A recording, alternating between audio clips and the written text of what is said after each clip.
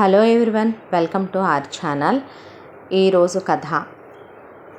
శశిధర్ రావు retire అయ్యే 3 నెలలైంది. ఆయన ప్రతిరోజు వెళ్ళినట్టే ఆ రోజు కూడా ఈవినింగ్ వాక్ అని బయలుదేరుతూ ఉండగా ఆయన భార్య వైదేహి, మీరొచ్చేసరికి ఇంట్లో పునుగుపిండి ఉందండి, బజ్జీల పిండి ఉంది, వేడివేడిగా బజ్జీలు పునుగులు వేసిచ్చేదా, కాస్త వాతావరణం చల్లగా ఉందిగా, హాయిగా ఉంటాయి తినడానికి వేడివేడిగా అని అడిగింది. వద్దు, ఈ వయసులో బజ్జీలు పునుగుల్లాంటి ఆయిల్ పదార్థాలు తిని ఆరోగ్యాన్ని అనవసరంగా నాశనం చేసుకోవటం ఎందుకు, ఈ వాకింగులకి జిమ్ములకి వెళుతోందెందుకు, ఆరోగ్యం కోసమే కదో, గ్రీన్ టీ పెట్టు, అలాగే లైట్గా ఏదైనా పోహా లాంటిది కానీ ఏదైనా లైట్గా డైజెస్ట్ అయ్యే ఈవినింగ్ స్నాక్ ప్రిపేర్ చెయ్యి. అలాగేనండి అన్నాక మరి నేను వెళ్ళొస్తాను అని ఆయన అటు వెళ్ళగానే, ఏమండోయ్ అంటే ఏమిటి అనేసరికి, ఇందా అండి మర్చిపోయాను, ఈ లిస్ట్ తీసుకుని వచ్చేటప్పుడు దారిలోనే కదా సూపర్ మార్కెట్, కాస్త ఇవి తీసుకొద్దురు అంటే అలాగేనని ఆవిడిచ్చిన లిస్టు జేబులో పెట్టుకొని ఆయన అలా వెళ్ళిపోయాడు ఈవినింగ్ వాక్కి. ఆ తర్వాత వైదేహి లోపలికి వచ్చి టీవీ పెట్టుకొని అని ఒక నిట్టూర్పు విడిచి, ఈలోపు పనమ్మాయి వస్తే పనులు పురమాయించి సందె ముగ్గు వెయ్యవే అన్నాక తులసి దగ్గర దీపం పెట్టి గబగబా 2 చెంబులు నీళ్లు పోసుకొని కాటన్ చీర కట్టుకొని దేవుడి దగ్గర సంధ్యాదీపం పెట్టుకున్న తర్వాత ఇక అలా హాల్లోకి వచ్చింది.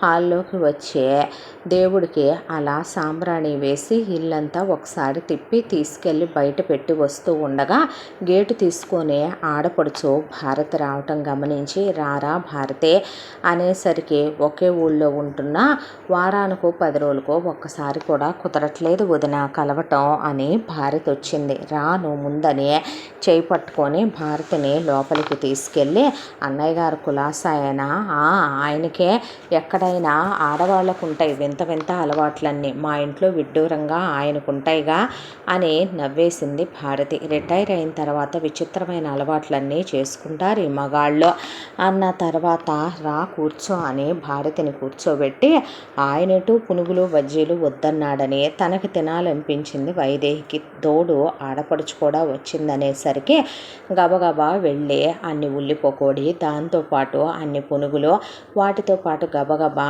4 అరటికాయ బజ్జీలు, బంగాళదుంప బజ్జీలు, మిరపకాయ బజ్జీలు వేసి పెద్ద ప్లేట్ నిండా పెట్టి ఇద్దరికి ఫిల్టర్ కాఫీ కలుపుకొచ్చి అలా కూర్చుంది.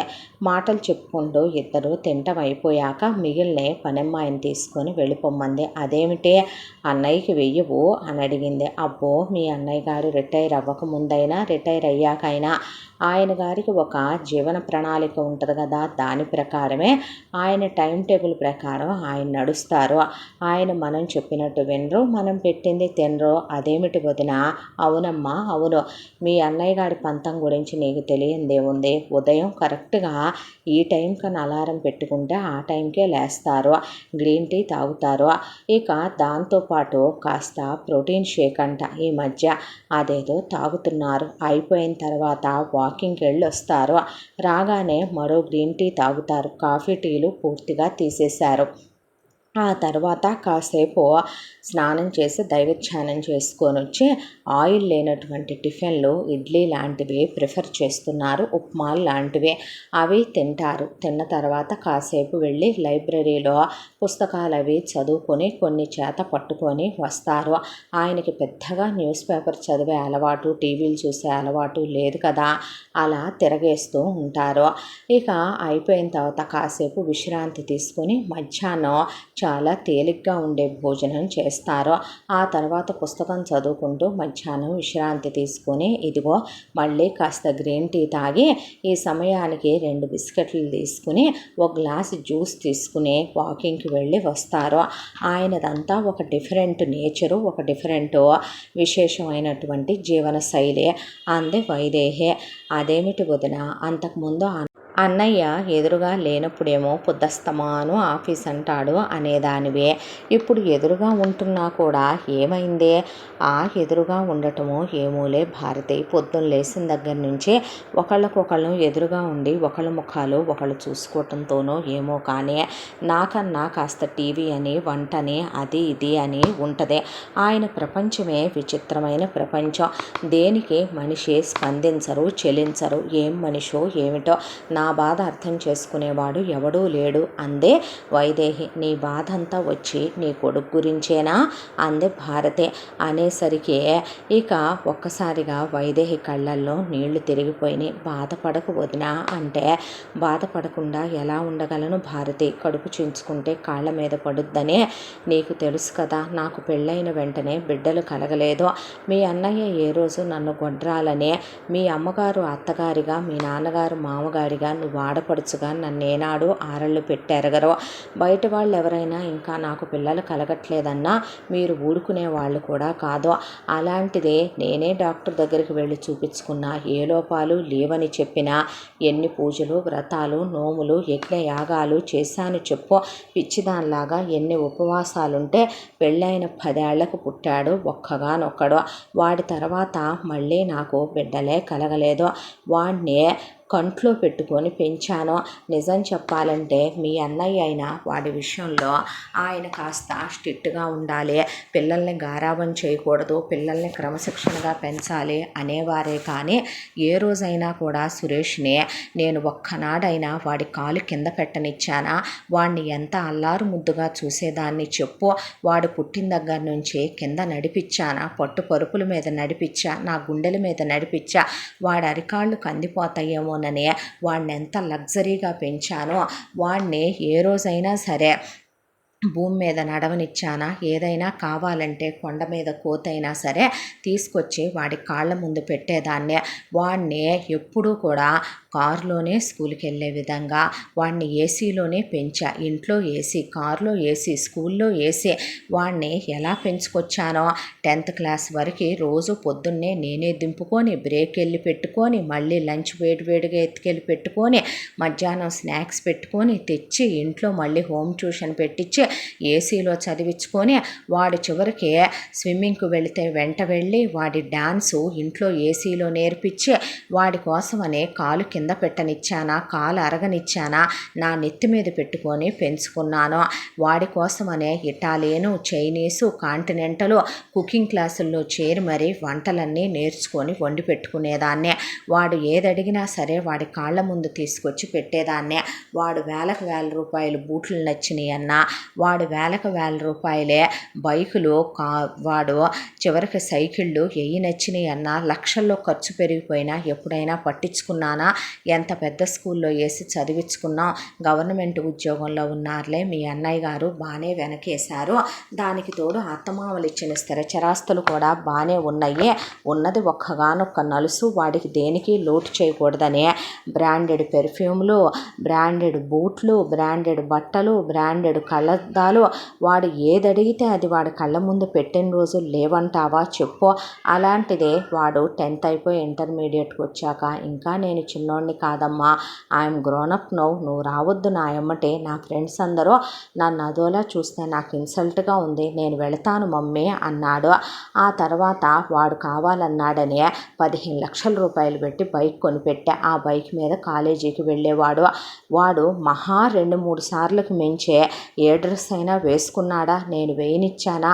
25,000 30,000 రూపాయలు బూట్లు, వాడికి 15,000 20,000 రూపాయలు ప్యాంట్లు, షర్ట్లు కొని ఉంచేదాన్నే. ఏ రోజైనా డబ్బులకు ఆయన కానీ నేను కానీ లెక్కలు చూసుకున్నామా? కోటీశ్వర్ల బిడ్డలకి ఏమాత్రం తక్కువ కాకుండా పెంచలా వాడినే.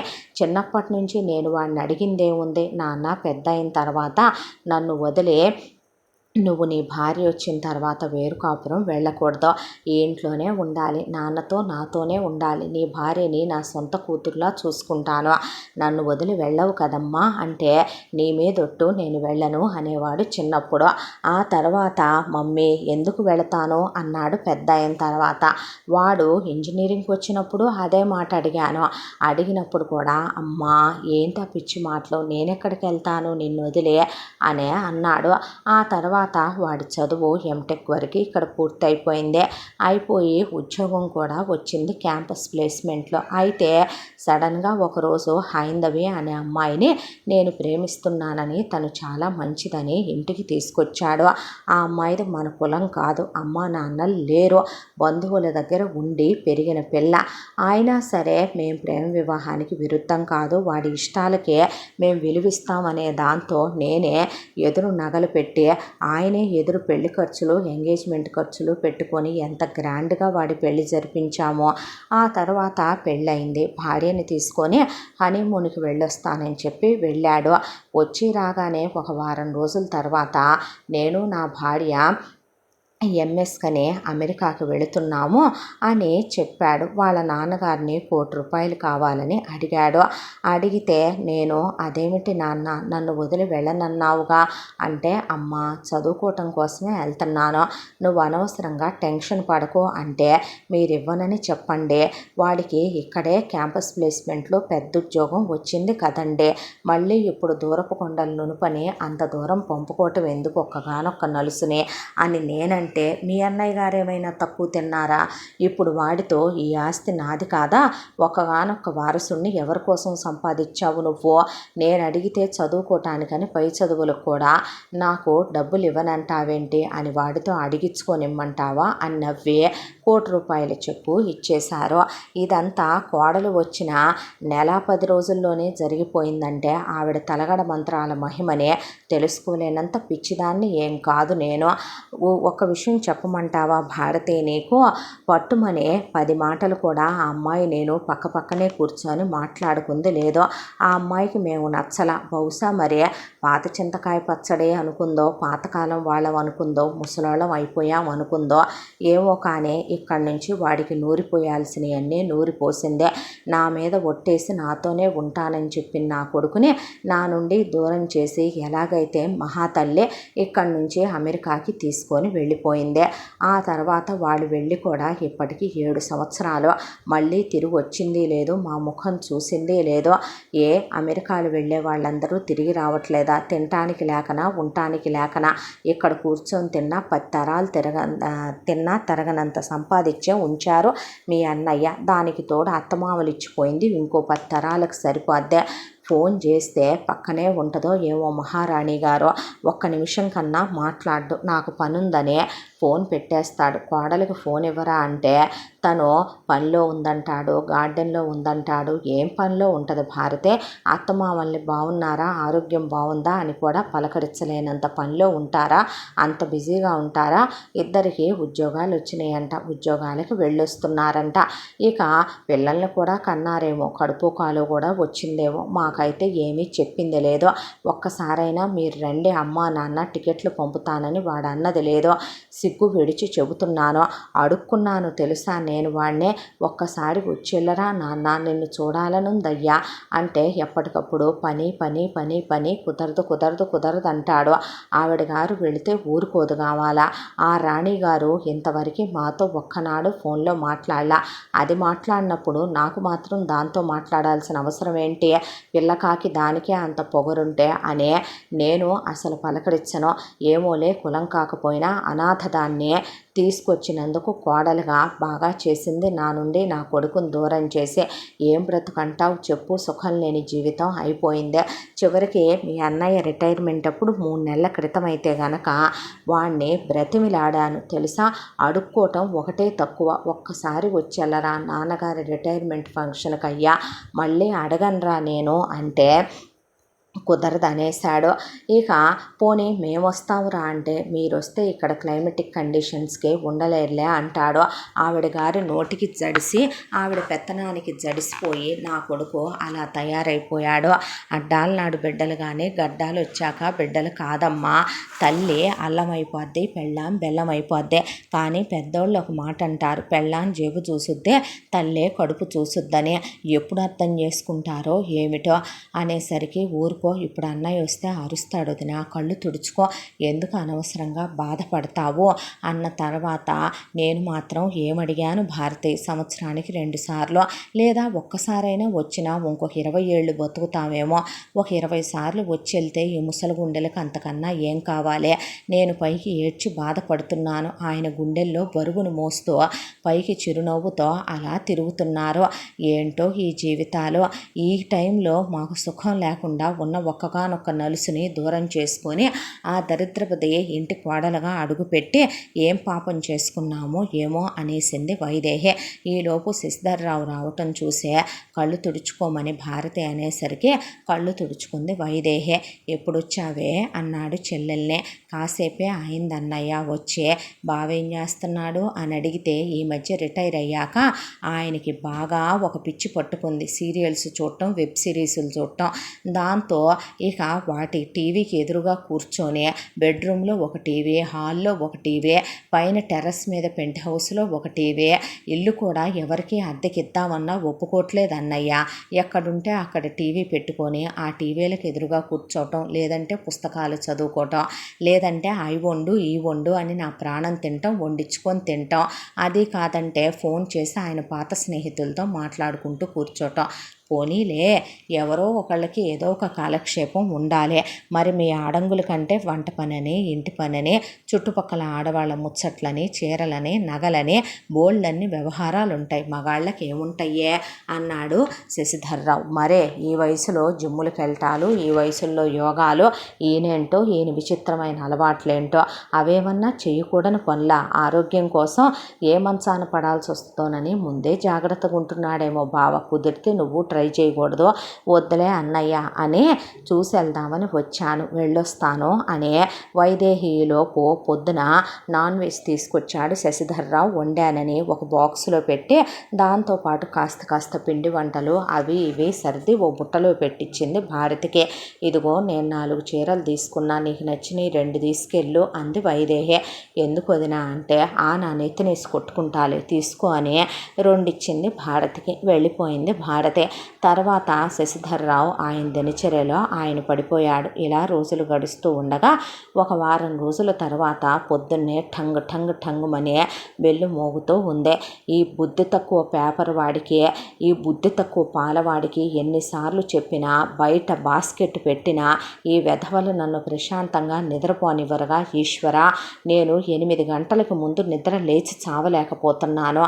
ఏ తెల్లవారుచావునో నిద్ర పట్టి చచ్చుద్ది. నేనేమైనా కుర్ర పిల్లనా ఈ విధవలు బెల్లులు కొట్టి మరీ నా చేతికి న్యూస్ పేపర్లు, పాల ప్యాకెట్లు ఇవ్వటానికి? పనికి మాలిన సన్నాసులని. వెళ్ళి వైదేహి తలుపు తెరిచింది. తెరిచేసరికి ఎదురుగా కొడుకు సురేష్, కోడలు హైందవి నిలబడున్నారు. హాయ్ అమ్మా అనేపాటికి వైదేహి కళ్ళల్లో నీళ్లు తిరిగిపోయి కొడుకుని గట్టిగా కౌగిలించేసుకొని రండర్రా రండి కొడుకుని కోడల్ని లోపలికి ఆహ్వానించింది. పరిగెత్తుకుంటూ వెళ్ళి పడుకున్న శశిధర్రావుని ఊపేసి, ఏవండి అబ్బాయి వచ్చాడు అమెరికా నుంచి, లేవండి అంటే ఆయన మెల్లగా లేచి వాష్రూమ్కి వెళ్ళి కాలకృత్యాలు తీర్చుకొని బ్రష్ చేసుకొని ఫ్రెష్ అయ్యి కళ్ళద్దాలు సర్దుకుంటూ హాల్లోకి వస్తే, హాయ్ డాడీ, గుడ్ మార్నింగ్, ఇప్పుడైనా నిద్ర లేచింది అన్నాడు సురేష్. హాయ్ నాన్న, గుడ్ మార్నింగ్, బాగున్నావా అమ్మ అంటే, బాగున్నాను అంది కోడలు. అన్న తర్వాత ముందు స్నానాలు చేస్తారా, టిఫిన్లు చేస్తారా, ఫ్రెష్ అవుతాం మమ్మీ అన్న తర్వాత ఇద్దరు వెళ్ళండి ఆ రూమ్లో కని లగేజ్ అంతా ఆ గదిలో పెట్టించేసి స్నానపానాదులు అయిన తర్వాత ఇక వాళ్ళకి గబగబా టిఫిన్ పెట్టింది. కోడలు ముఖం అదోలా పెట్టుకుంది. చాలా డల్గా ఉంది ఆ అమ్మాయి మొహం. ఏంటో మొహం అంతా పీక్కుపోయినట్టు అదోలా అనిపించింది. మధ్యాహ్నం భోజనాలు అయ్యిందాకా కూడా కోడల్ని ఏమీ పలకరించలేదు వైదేహి. ఆ అమ్మాయి మాత్రం ఏంటో నీరసంగా అనిపించే మొహం అదోలా దిగాలుగా పెట్టుకుంది. బహుశా వీడిక్కడికి తీసుకొచ్చాడని అమ్మగారికి నచ్చలేదనుకుంటాను అనుకొని వైదేహి మధ్యాహ్నం భోజనాలు పెట్టాక జెట్లాగ్గా ఉందత్తమ్మ, పడుకుంటాను మామగారు అని చెప్తే అలాగేనమ్మా అన్నాక అయిపోయాక వెళ్ళి పడుకుంది. అయితే ఈవినింగ్ వరకు కోడలు నిద్ర లేవలేదు. శశిధర్రావు వాకింగ్కి వెళ్తుంటే నేను వస్తా డాడీ అన్నాడు సురేష్.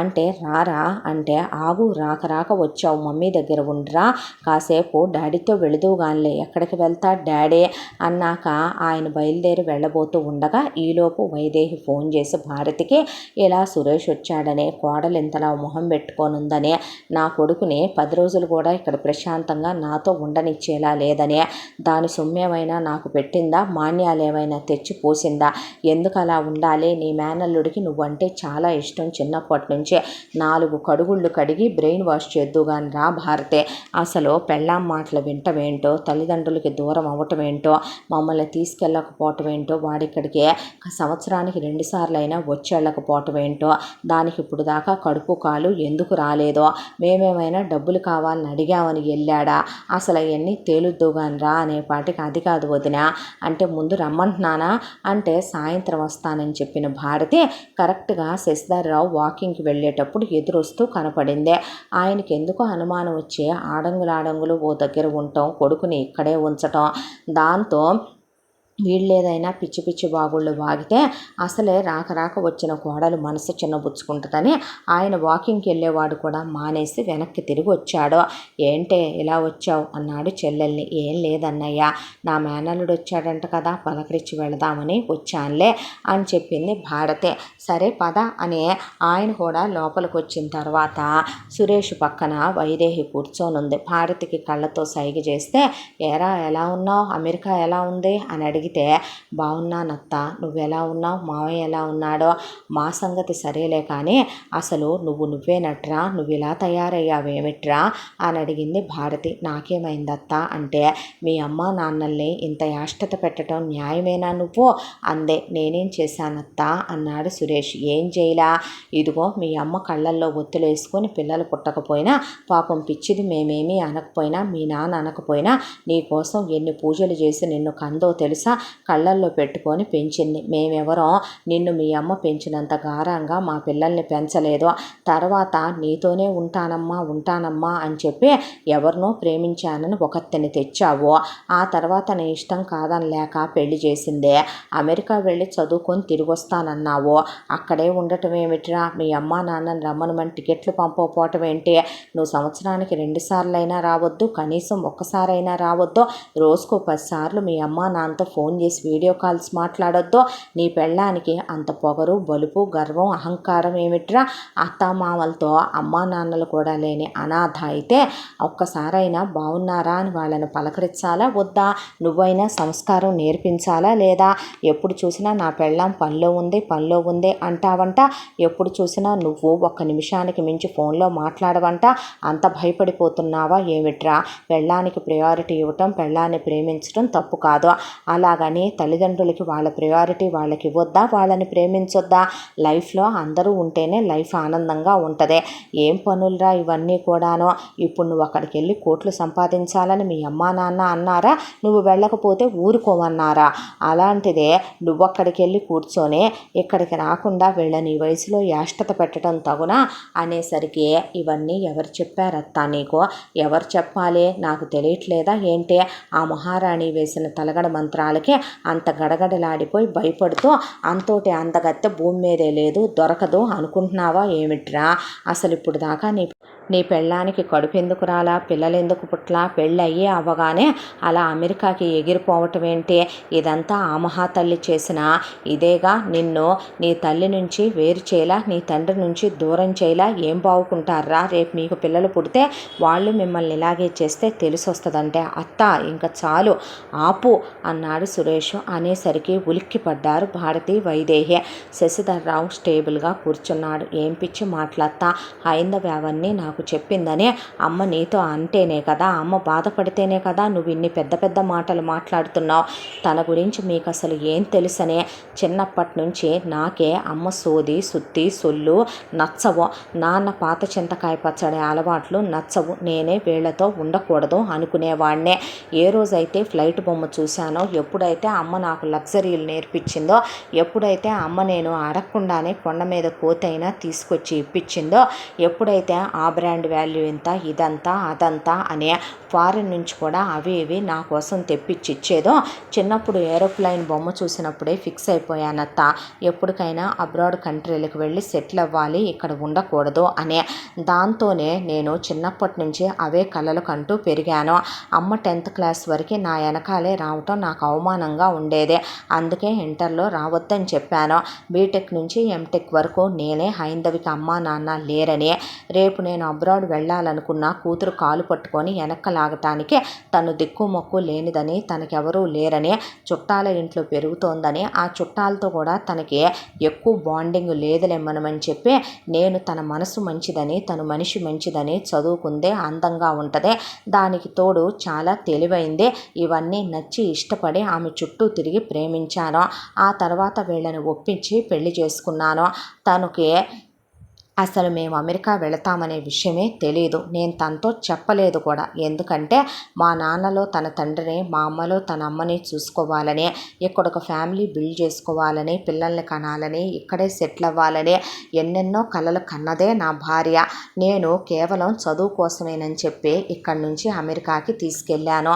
మా చదువు 2 ఏళ్ళు పూర్తయ్యాక ఇండియాకి వచ్చేద్దామని చెప్పి తను అన్నీ సర్దటం మొదలు పెడితే, మనం ఎక్కడికి వెళ్ళట్లేదు, ఇక్కడే ఉంటున్నాం, నాకు ఇష్టం లేదు ఇండియాకి రావటం అనేసరికి తను చాలా హర్ట్ అయింది.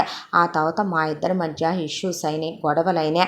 ఆ తర్వాత తను నన్ను మాట్లాడించడం తగ్గించేసింది. ఇద్దరం ఉద్యోగాలకు వెళ్ళి రావటం మొదలు పెట్టాం. రోజుకు 10 సార్లు 15 సార్లు అమ్మా నాన్నకు ఫోన్ చేయాలా. నాకు అసలు ఆ నేచరే నచ్చదు.